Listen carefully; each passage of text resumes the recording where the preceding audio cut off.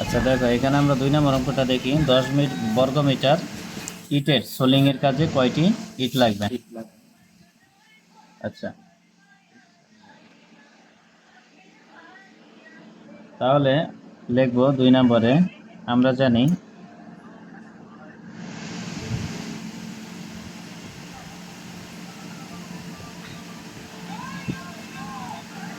1 বর্গ মিটার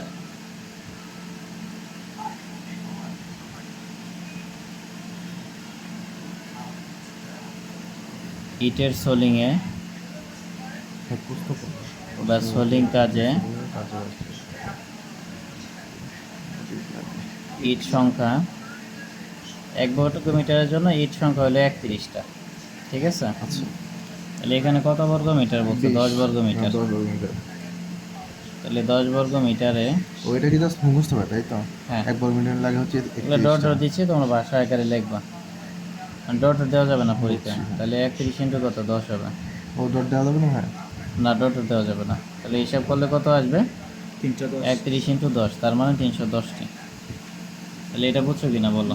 হ্যাঁ, এটা তো হ্যাঁ। এরপর বলছে যে 10 বর্গ মিটারে 12 মিলিমিটার প্লাস্টারে কত ব্যাগ সিমেন্ট লাগবে? কই পেলেন ভাই এটা আপনি? আমাদের দেখি না। আচ্ছা দেখো, এরপরে যে অঙ্ক আছে এখানে বলছে যে 100 বর্গ মিটারে 12 মিলিমিটার প্লাস্টারে কাজে কত ব্যাগ সিমেন্ট লাগবে? 100 বর্গ মিটারে দেখো, প্রথমত আমরা একটা সূত্র দেখব যে আয়তন ইজিক্যাল টু দৈর্ঘ্য গুণন প্রস্থ গুণন উচ্চতা, না ক্ষেত্রফলের সূত্র ভাই, বা হলো ক্ষেত্রফল গুণন পুরুত্ব। কি বুঝতে পারছো? তাহলে দৈর্ঘ্য গুণন প্রস্থ গুণন উচ্চতা বা ক্ষেত্রফল গুণন কি? পুরুত্ব। এটা হলো আয়তনের সূত্র। তাহলে দেখো, আমাদের প্রথমত কাজ হলো যে আয়তন বের করে নেব। তাহলে আমরা লিখব যে প্লাস্টারের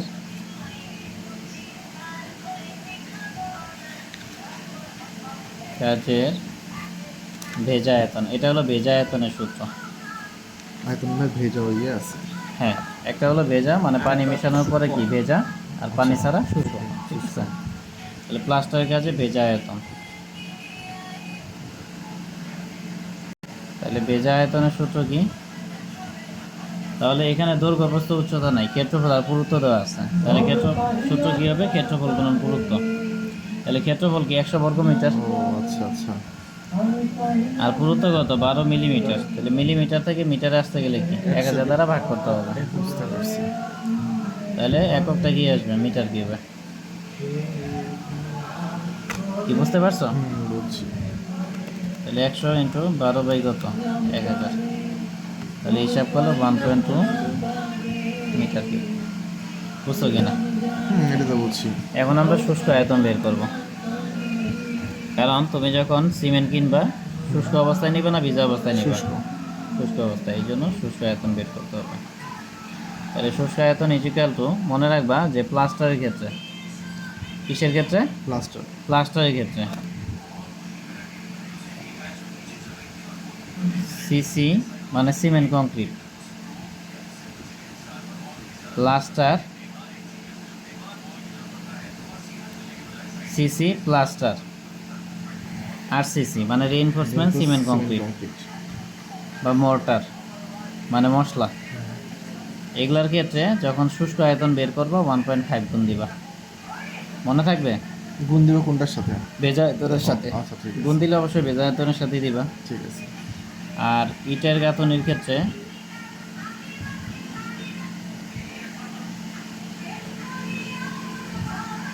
0.35 গুণ দিবা।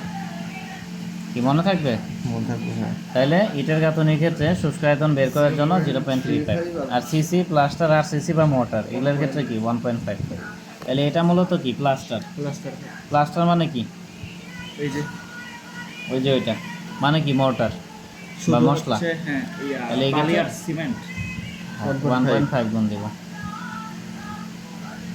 তাহলে হিসাব করে দাও কত আসে।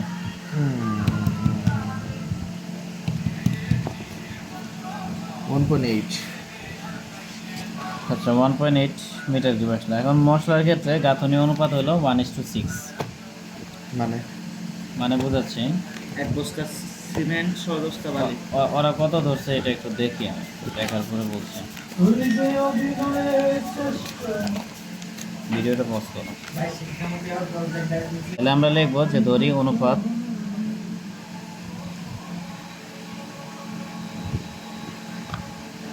Is equal two 1:4। 1:4 মানে সিমেন্ট যদি এক অংশ নেই, ঠিক আছে, তাহলে 4 অংশ বালি নিতে হবে। 1:4 মানে এটা হলো সিমেন্টের অংশ, এটা হলো বালির অংশ। ক্যালকুলেশন কিভাবে করে এটা দেখো, দেখলে অনুপাতটা বুঝতে কি হয়, পারবে। কোনো নির্দিষ্ট ইয়ে আছে?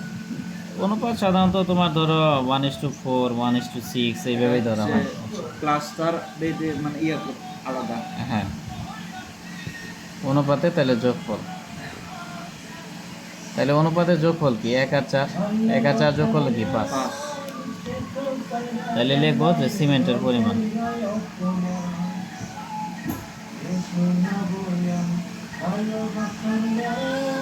তাহলে টোটাল আয়তন কত 1.8। 1.8 এর কত অংশ সিমেন্ট হবে, 1/5 অংশ। মানে সিমেন্টের অংশ কত 1, আর টোটাল পরিমাণ কত 5, এই জন্য নিব 1/5। মানে এখানে সিমেন্টের অংশ 1 নিব, আর টোটাল যোগফল 5, নিচে নিব 5, মানে 5-এর মধ্যে কি 1 ভাগ সিমেন্ট। সিমেন্ট। তাহলে এই যে 1.8-এর সাথে 1/5 গুণ করব, গুণ করলে কি মিটার কিউব আসবে। তো মিটার কিউব থেকে যখন তুমি সিমেন্ট ব্যাগে আসবা তখন হবে 30 গুণ। মানে আমরা জানি 1 metre cube is equal to 30 bag cement. তাহলে এখানে 1.8-এর সাথে যদি 1/5 গুণ করো, মানটা কি মিটার কিউবে পাবা না। 1.8 কি মিটার কিউবে, তো এটার সাথে যদি 1/5 গুণ করো তাহলে কি মিটার কিউবই তো হবে, এককের তো কোনো পরিবর্তন হবে না। না। তো মিটার কিউব থেকে যখন তুমি ব্যাগে আসবা ওই ক্ষেত্রে 30 গুণ দিতে হবে। ও 1 মিটার কিউব সমান 30 ব্যাগ সিমেন্ট। এটাই আর কি, আর এগুলো লেখা দরকার নেই, ডাইরেক্ট করে দিবা। তাহলে হিসাব করলে কত আসবে, 1.8 ইন্টু 1/5 ইন্টু হলো 30, তাহলে 10.8 ব্যাগ। তাহলে বলো এটা বুঝছো কি না। বুঝছি। কই ভাই মেটটা এখানে? এটা এই যে দেখো 31 নম্বর অঙ্ক, 8 ব্যাগ। তাহলে ব্যাগ তো আর ওই ভগ্নাংশ হইতে পারে না, এই জন্য এটার 11 ব্যাগ করে নিব। কি বুঝতে পারছো। আর বালি বের করতে বলে নাই, তাও বালিটা আমি দেখাই দিই। সিমেন্ট একটু বেশি ধরা লাগবে, তাই তো? মূল কথা হলো 10.8 ব্যাগ, ব্যাগ তো আর কখনো ভগ্নাংশ হতে পারে না। 10 করে দিতে হয়। 11 করলাম, তাহলে তো ভাই সিমেন্টে একটু লস হইতে পারে, এই জন্য 11 করবো। এখানে 10 করা উচিত, তাই এটা সেভ যাবে। না, সেভ বলতে সব জায়গায় সেভের চিন্তা করা উচিত না, এটাই। আপনি কন্ডাক্টর হলে সেভ করবেন। আচ্ছা দেখো, এখন বালি, এখানে তো বালি, তাহলে ইয়া লাগবে টোটাল আয়তন কত 1.8, 44। বালির অংশ কত 4, 4। আর টোটাল কত 5, 4/5। 4/5। ও আচ্ছা। তাহলে বালি মিটার কিউবে রাখবো। বালি তো আর বস্তা বিক্রি করে না। তাহলে 1.44 মিটার কিউব। ও আচ্ছা। এখন মিটার কিউব থেকে যদি সিএফটিতে আসো, বালি কি সেফটি?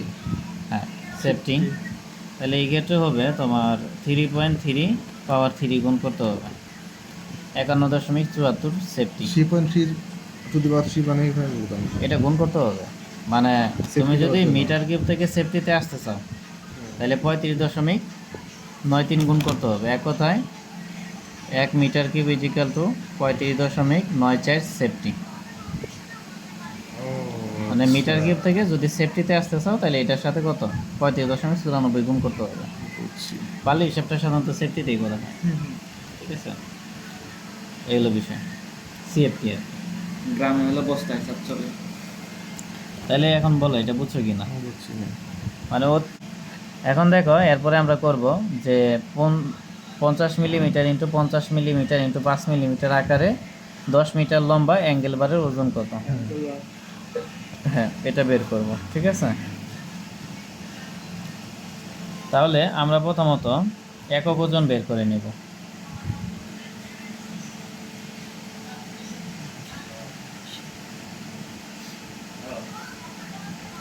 তাহলে একক ওজন কি হবে এটার জন্য?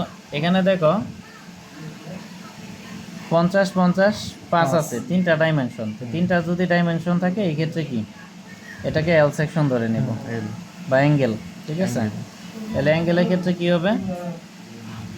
50 যোগ 50 মাইনাস হলো 5 ইন্টু কি 5, মনে আছে কি?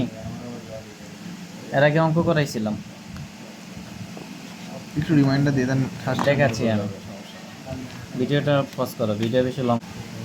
এখানে দেখো সূত্রটা তো অন্যভাবে লিখছেন, এভাবে লিখতে এখন নেই। এভাবে লিখছি, দেখো এখানে যখন অ্যাঙ্গেল সেকশন থাকবে তখন ওই ক্ষেত্রে একক ওজন বের করার সূত্র হলো L into L plus B minus H into হলো এইচ ইন্টু 0.00785।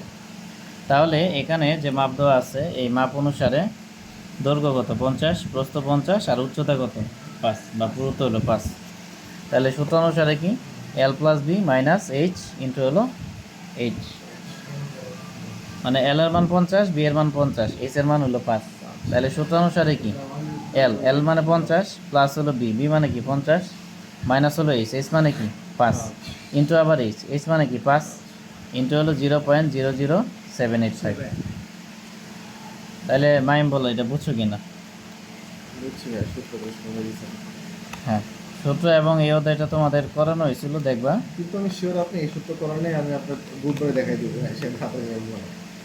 এই সূত্র এমনি ভাবে করে দেখা তাহলে মনে অবশ্যই পড়তো, হয়তো অন্যভাবে লিখছেন। এটা কোনো কথা? এই সূত্র ভুলে গেলাম, এমনি দেখেও মনে পড়তেছে না বিষয়টা কেমন যেন